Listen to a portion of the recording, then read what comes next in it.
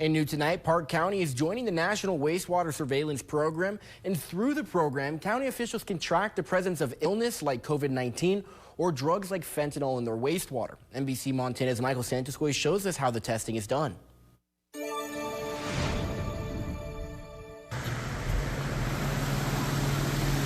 Inside this building is where wastewater runs at the Livingston Wastewater Treatment Plant.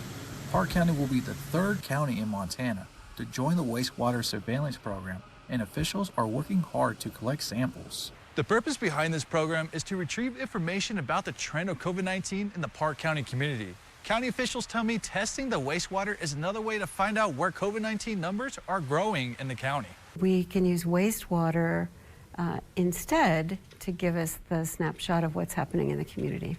COVID-19 is a systemic illness that goes through the whole body, and that means every time someone who's infected with COVID-19 uses the restroom, they're flushing down thousands of copies of the illness to the sewer system, and it will eventually end up at the water treatment facility. There, a sample can be drawn that's blended from the whole community, sent to the lab, and they can check what level of virus is in the wastewater.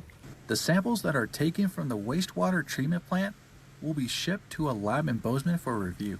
I spoke with Dr. Heather Walk. She processes the samples from start to finish and helps the state upload the data to the CDC website. Dr. Walk shows me how she tests the samples in her lab. This is what I received from the plant, and you can see this is about 500 milliliters, which looks like it's about a pint.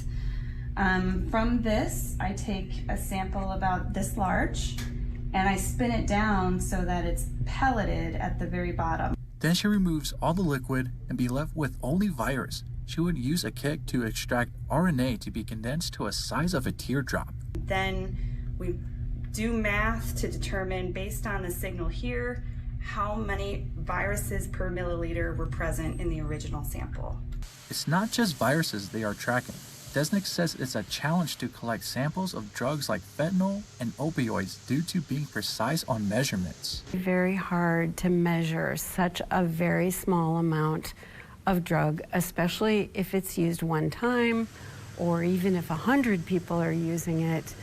It's nothing to compare with the amount of virus that would be in water if 100 people were sick with COVID.